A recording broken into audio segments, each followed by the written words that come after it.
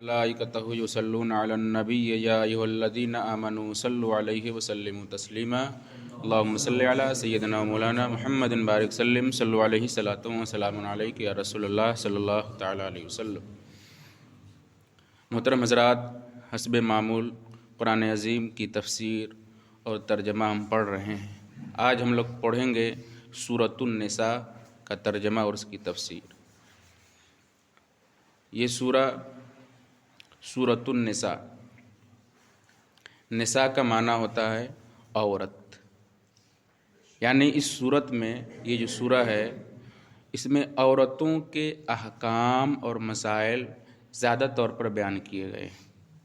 تو قرآن عظیم کا یہ قاعدہ ہے، دستور ہے کہ جس سورت میں جس چیز کا ذکر ہوتا ہے اسی سے پوری سورت کا نام رکھ دیتے ہیں۔ جس صورت میں جس کے متعلق چیزیں بیان ہوتی ہیں اسی سے پوری صورت کو منسوب کر دیتے ہیں۔ تو چونکہ اس صورت میں زیادہ تر جو احکام اور چیزیں بیان کی گئی ہے عورتوں کے متعلق سے، تو اس صورت کا نام سورہ نساء رکھ دی گئی۔ اس صورت کی تعلیم کے لیے اللہ کے نبی صلی اللہ علیہ وسلم نے ترغیب فرمائی لوگوں کو، بلکہ بچیوں کو اس سورت کی تعلیم دینی چاہیے، سورۃ النساء کی، عورتوں کو، بچیوں کو، کیونکہ اس میں ان کے حقوق معلوم ہوتے ہیں کہ عورتوں کے کیا حق ہے۔ تو اس لحاظ سے اس سورت بڑی اہمیت کا حامل ہے، اور اس میں ہم کچھ تفصیل سے پڑھیں گے اس سورت کو، سورۃ النساء کی۔ بسم اللہ الرحمن الرحیم۔ یا ایھا الناس اتقوا ربکم الذی خلقکم من نفس واحدۃ وخلق منها زوجها وبث منہما رجالا کثیرا ونساء واتقوا اللہ الذی تساءلون بہ والارحام ان اللہ کان علیکم رقیبا۔ یا ایھا الناس، اے لوگو،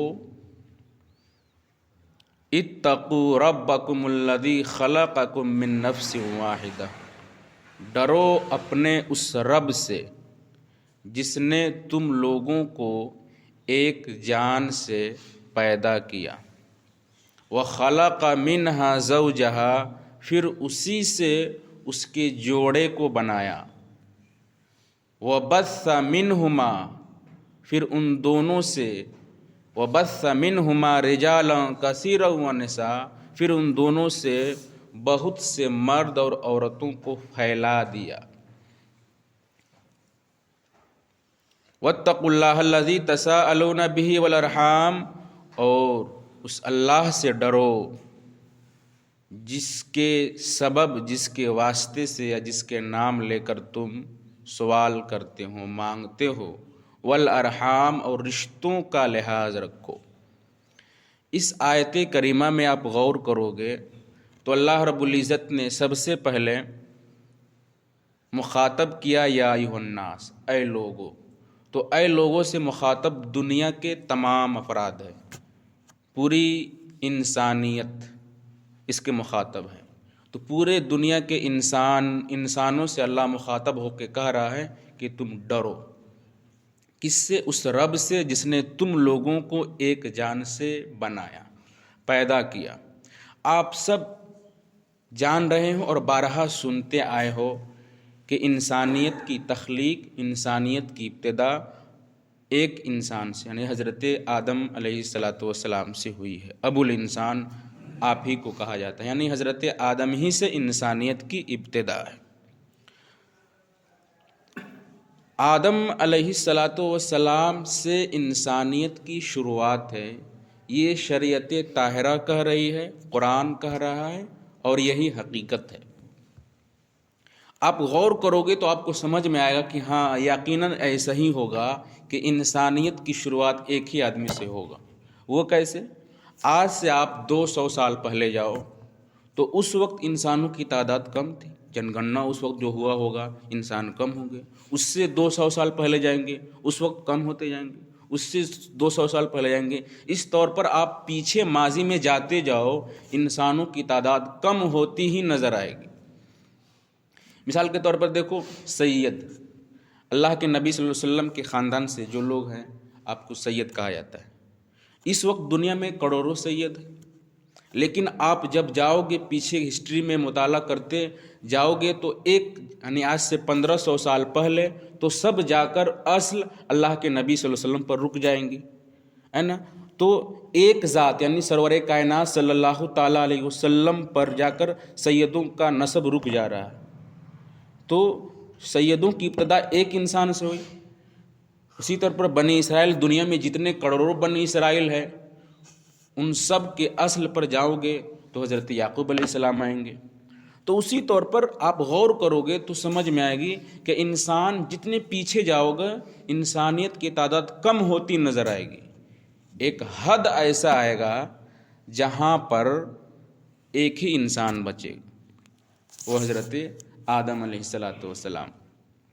اب یہ بھی کہ جب آدم کی جب تخلیق ہوئی ہوگی، آدم کو بنایا گیا ہوگا تو وہاں پر ماں باپ کا کانسیپٹ نہیں ہوگا، نہیں ایسا نہیں ہوگا کہ کوئی ماں سے ان کی پیدائش ہوئی کوئی باپ سے۔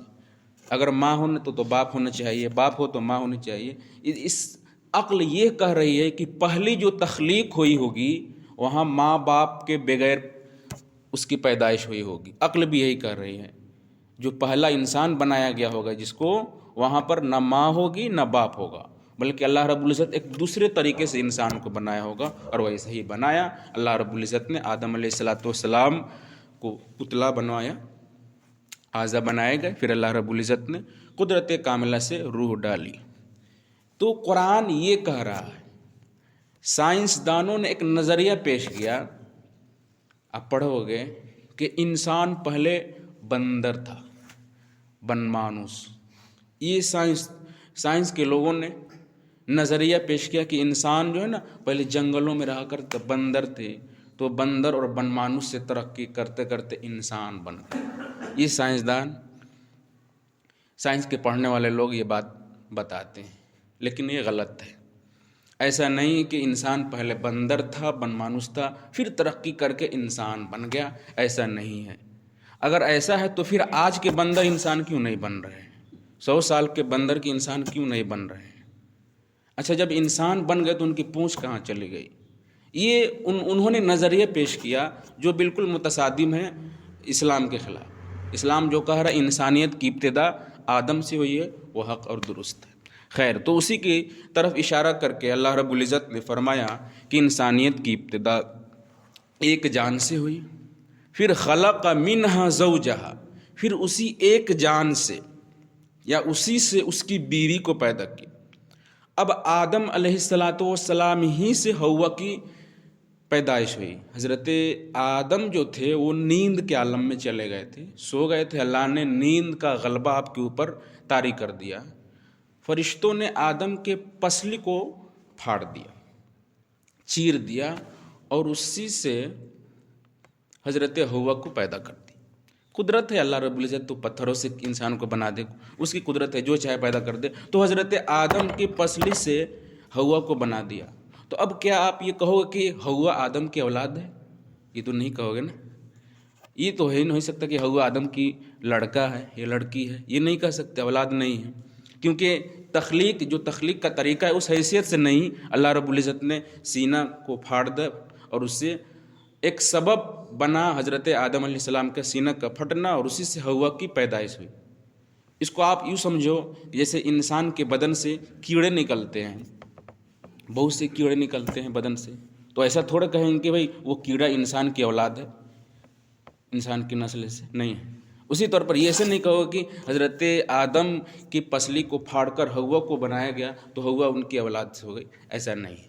اب حضرت حوا کی پیدائش آدم سے مانو گے تب جا کے یہ بات بھی درست ہوگی۔ اللہ کہہ رہا ہے کہ ہم نے تم لوگوں کو ایک جان سے بنایا، تو ایک جان حضرت آدم اور اسی سے حوا کو بھی بنایا، پھر ان دونوں سے آگے فرمایا وَبَثَّ مِنْهُمَا، پھر ان دونوں سے رِجَالًا كَثِيرًا وَنِسَاءً، بہت سے مرد اور عورتوں کو پھیلا دیا۔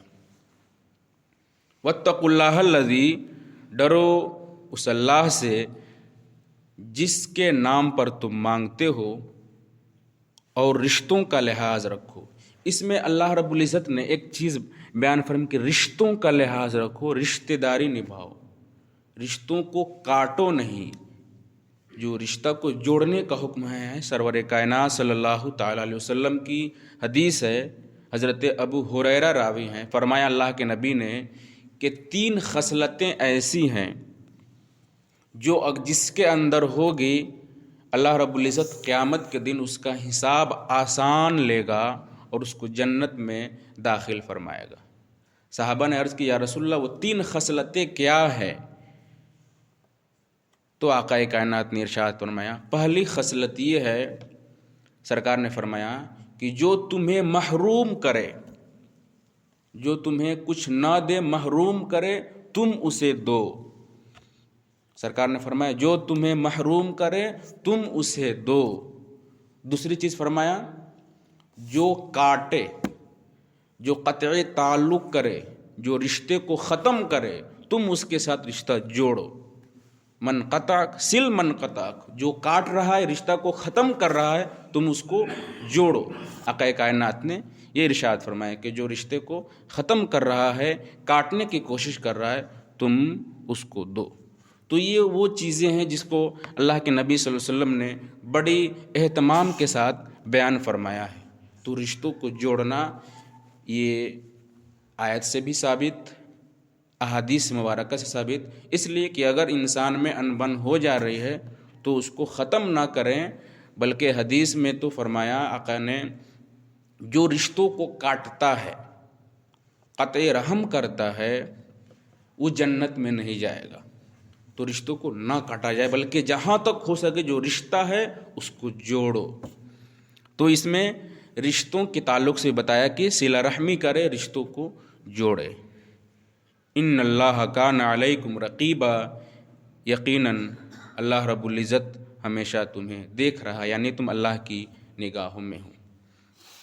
وآتوا الیتام اموالہم ولا تتبدلوا الخبیث بالطیب، یتیموں کو ان کا مال دے دو اور ستھرے مال کے بدلے،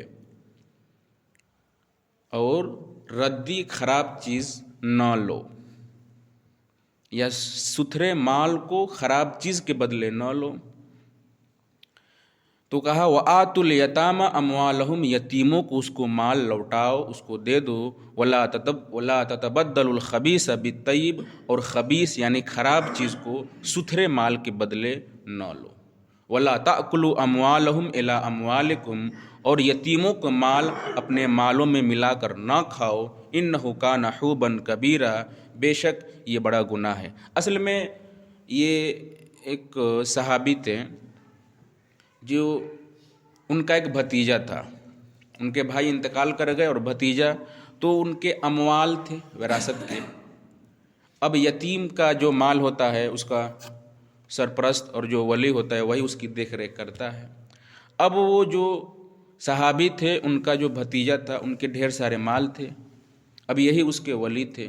جب وہ یتیم لڑکا بالغ ہو گیا، بڑا ہو گیا، تو اپنے چچا سے مال کا مطالبہ کیا کہ میرے ابا نے جو مال چھوڑ کے گیا ہے وہ دیجیے، میرے جو ملکیت ہے۔ تو اس نے انکار کر دیا یتیم کے مال دینے سے، کہ میں آپ کو مال نہیں دوں گا۔ تو اس پر یہ آیت کریمہ نازل ہوئی وآتوا الیتام اموالہم، یتیموں کو اس کا مال دے دیجیے۔ تو جب یہ آیت کریمہ نازل ہوئی تو پھر انہوں نے، وہ صحابی جو تھے، توبہ کر لیے اور پورا مال ان کو لا کے دے دیے۔ تو یتیموں کے احوال، یعنی یتیم جس کے باپ مر گیا ہو بچپنے میں، نابالغی میں، اس کو بولتے ہیں۔ تو اس کے مال کو آپ انہیں لوٹا دو۔ ولا تأکلوا اموالہم، اور یتیموں کو مال، یتیموں کا جو مال ہے ان کو نہ کھاؤ، الی اموالکم، اپنے مالوں میں ملا کر، انہ کان حوبا کبیرا، یہ بڑا گناہ ہے۔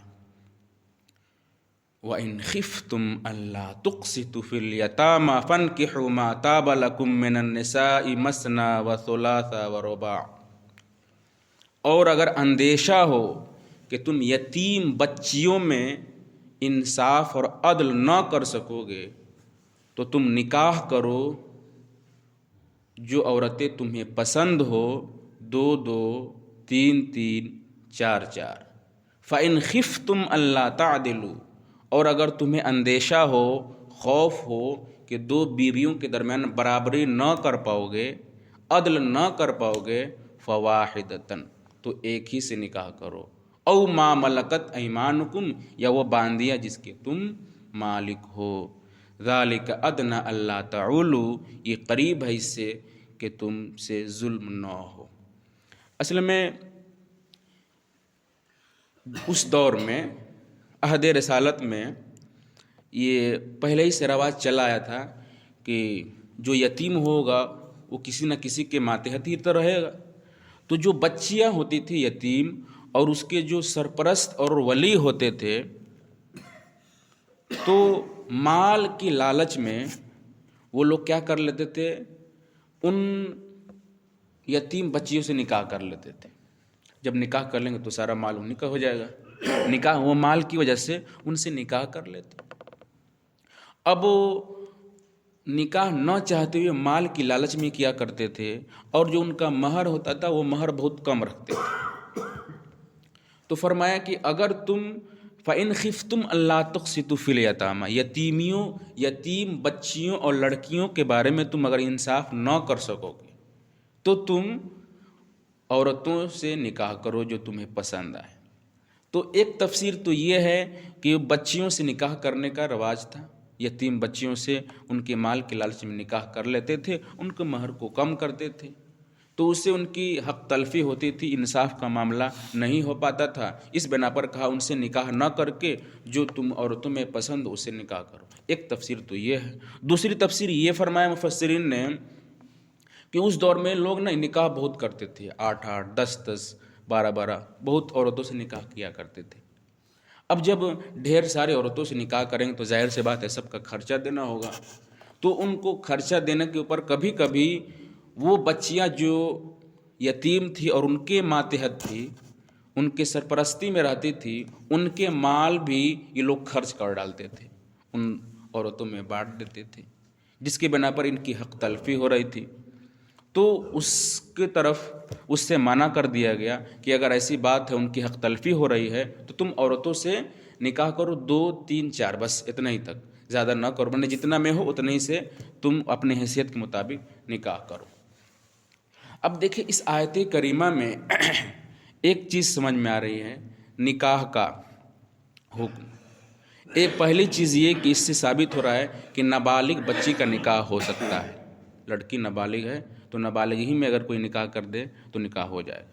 दूसरी चीज़ यहाँ पे ताद्दुद इज़्दिवाज, यानी शरीयत ताहिरा में एक अक़्द में इंसान 4 औरतों से निकाह कर सकता है, यानी एक वक्त में 4 औरत को अपनी निकाह में रख सकता है।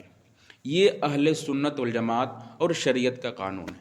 इसके बरखिलाफ़ रवाफिज़, शिया जिनको बोलते हैं, राफजी, इन लोगों ने एक अलग माना निकाल भाई। क्या राफजियों और शियों ने, उनका तो अकीदा बहुत घटिया है।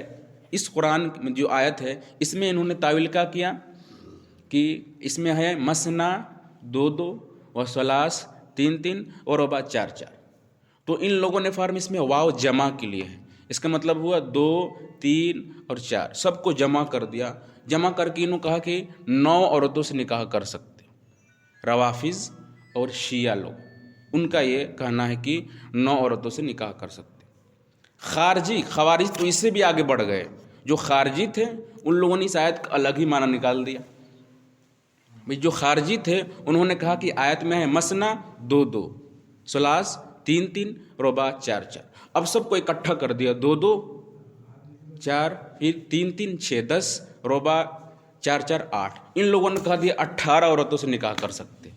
खारजियों ने, जो खारजी थे, इन लोगों ने सब कुछ जमा करके इकट्ठा करके कह दिया कि इंसान अगर चाहे तो 18 औरत से निकाह कर सकता है। रवाफिज़ और शिया ने इस आयत का मफहूम निकाल दिया कि इंसान 9 औरतों से शादी कर सकता है, जबकि इस आयत का हकीकी मफहूम यह है कि इंसान 4 तक की इजाज़त है, इस शर्त के साथ। फरमाया फ़इन खिफ्तुम अल्ला तादिलू, अगर तुम्हें अंदेशा हो, खौफ हो कि दोनों बीवियों के दरमियान बराबरी नहीं कर पाओगे, अदल नहीं कर पाओगे, फ़वाहिदतन, तब एक ही करना है। 4 या 1 से ज़्यादा उस सूरत में करनी है कि जब तुमको बिल्कुल एतमाद हो कि हम एक साथ सबको बराबरी के और अदल के साथ रख लेंगे, तब ये करना है। اب اس میں کچھ مستشرقین کی طرف سے یہ بات اڑائی گئی کہ اسلام میں 4 کی اجازت کیوں دی گئی. آپ ذرا غور کریں گے، فکر کریں گے تو آپ کو یہ بات سمجھ میں آئے گی کہ اس میں حکمت بھی ہے. اسلام سے پہلے جاہلیت میں لوگ 8 10 بہت سارے نکاح کیا کرتے تھے، لیکن شریعت طاہرہ نے 4 تک محدود کر دی. اس پر بھی لوگوں کا اعتراض کہ یہ صحیح نہیں ہے. دیکھیں، آپ دنیا کا مطالعہ کرو گے تو آپ اس نتیجے پر پہنچیں گے کہ عورتوں کی جو تخلیق ہے، یعنی بچیوں کی جو پیدائش ہے، مردوں کی بنسبت زیادہ ہے. یعنی لڑکا سے زیادہ اس دنیا میں لڑکیوں کی پیدائش ہوتی ہے. اور حقیقت بھی ہے، حدیث میں بھی ہے، قرب قیامت میں عورتوں کی تعداد زیادہ ہوگی، ہے نا، عورتوں کی تعداد زیادہ ہوگی، مرد یہ کم ہوں گے. اب جب عورتوں کی تعداد زیادہ ہے، اب فرض کرو کہ 1000 مرد ہے اور 1100 عورت، تو 1000 مرد 1000 عورت سے تو نکاح کر لے گا. اب 1100 عورت کا کیا معاملہ ہوگا؟ اب وہ کیا کرے گی؟ کیا وہ اپنی پوری زندگی بغیر شادی کے گزار دے اور کچھ اپنی خواہش نفسانی کو پورا نہ کرے؟ تو یہ تو ہوگا نہیں، عقلاً یہ فطرت کے خلاف ہے. دوسری صورت یہ ہوگی، یا تو ان عورتوں کو چھوٹ دے دی جائے کہ جیسے چاہو حرام کاری کرو، زنا کرو، اپنی خواہش کو پورا کرو. تو یہ شریعت کے بھی خلاف ہے اور فطرت اور قانون کے بھی خلاف ہے، تو یہ نہیں ہو سکتا. تو ایک آخری حد یہ نکلے گا کہ وہ نکاح کر لے دوسرے سے، جس کا نکاح ہو چکا ہے اسی سے نکاح کر لے. یہی صورت نکالیں گے تب جا کے ان سب عورتوں کا معاملہ حل ہوگا. اب دوسری بات ذہن میں رکھو کہ مرد جو ہے نا، مرنے کی شرح مردوں میں زیادہ ہے. کوئی حادثہ ہوا، ٹرین حادثہ ہوا یا فوجی لڑائی ہوئی، جنگ ہوئے، تو اس میں زیادہ مرد مارے جاتے ہیں، عورتوں کی بنسبت مرد مارے جاتے ہیں. اب مردوں کی تعداد ایک تو کم پیدا ہوتی ہی ہیں اور مرنے کی تعداد بھی زیادہ ہے. تو اگر یہ قانون نہ رکھا جائے تو باقی عورتوں کا کیا ہوگا؟ وہ کہاں جائے گی؟ تو اس حکمت کے پیش نظر شریعت طاہرہ نے یہ حکم دے دیا کہ اگر ایک مرد 4 عورتوں سے اگر شادی کرے گا تو سب عورتوں کا معاملہ حل ہو جائے گا اور وہ بغیر نکاح کے نہیں رہے گی، یوں گناہ میں مبتلا نہیں ہوگی. تو یہ حکمت ہے، لیکن اس پیش نظر کہ عدل کرنا ہے بہرحال ان سب کے درمیان، تب یہ اجازت ہے. اگر عدل نہیں کر سکتے تو ایک ہی. فرمایا فَإِنْ خِفْتُمْ أَلَّا تَعْدِلُوا فَوَاحِدَةً، اگر تمہیں یہ خوف ہو کہ عدل نہیں کر پاؤ گے تو ایک ہی یا وہ باندھ دیا جس کے تم مالک ہو. آخری آیت، وَآتُوا النِّسَاءَ صَدُقَاتِهِنَّ نِحْلَةً، اور عورتوں کے ان کی مہر دو، نحلتاً خوشی سے، نحلہ مانے خوشی، اچھی خوشی سے تم عورتوں کا مہر ادا کرو. اچھا، آپ نے مہر دے دیا، فرمایا آگے فَإِن طِبْنَ لَكُمْ عَنْ شَيْءٍ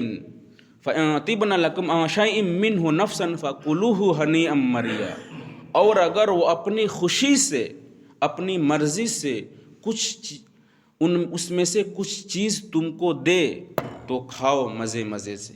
یعنی مہر تم نے عورت کو دے دیا، اب وہ عورت اپنی مرضی سے، اپنی خوشی سے مہر کو تمہارے حوالے کر رہی ہے، تو تم اس کو کھا سکتے ہو، لے سکتے ہو. اسے فرمایا، اس ایک لفظ آیا انتبن، اپنی خوشی سے وہ دے. تب ہمارے یہاں رواج ہے ہم مہر معاف کراتے ہیں، تو آپ کو پریشر نہیں ڈالنا ہے معاف کرانے کا. تبنا کا لفظ یہ بتا رہا ہے کہ وہ اپنی خوشی سے چاہے مہر آپ کو لوٹا دے یا معاف کر دے، اس کی خوشی اور اس کی مرضی کے مطابق ہے. ایسا نہیں کہ آپ اس کو دباؤ ڈالو کہ تم مہر معاف کر دو، یہ نہیں. کیوں؟ یہ حق شرع ہے، شریعت نے اس کو حق دیا ہے، یہ دینا ہی دینا ہے. ایک چیز کہ مہر کی رقم اس دور میں بڑھا ہی دینا چاہیے. مہر، ایک چیز یاد رکھو کہ مہر کی جو رقم ہے، شریعت اسلام یعنی مذہب اسلام کے علاوہ اور کسی مذہب میں یہ مہر کا کانسیپٹ نہیں ہے. یعنی شادی جو ہوتی ہے تو عورتوں کو جو دیا جاتا ہے مہر، یہ صرف مذہب اسلام میں ہے. ایک فائدہ یہ ہوتا ہے مہر کا کہ خدا نہ خواستہ کبھی عورت کو طلاق ہو گئی تو جب طلاق دے گا تو مہر پورا پورا تو اس کو لوٹائے گا. تو طلاق کے بعد جب تک اس کی دوسری شادی نہیں ہوگی، لڑکی کے پاس اتنا پیسہ رہے گا کہ اپنی وہ زندگی کچھ دن تک گزار سکے. تو یہ فائدہ ہوتا ہے.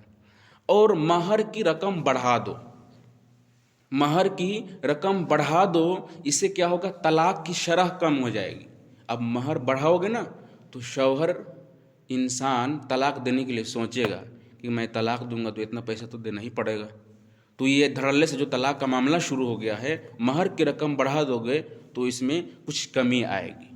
تو یہ مہر حق شرع ہے، آپ کو ادا کر دینا چاہیے۔ ہاں اگر عورت نے اپنی مرضی سے، اپنی خوشی سے وہ آپ کو لوٹا دیا یا آپ کو معاف کر دیا تو معاف ہو جاتا ہے، لیکن اس کے اوپر آپ دباؤ نہ ڈالیں، وہ اپنی مرضی سے کریں۔ بس اللہ رب العزت سے دعا ہے اللہ تبارک و تعالی ہم سب کو شریعت طاہرہ پر عمل کرنے کی توفیق فرمائے۔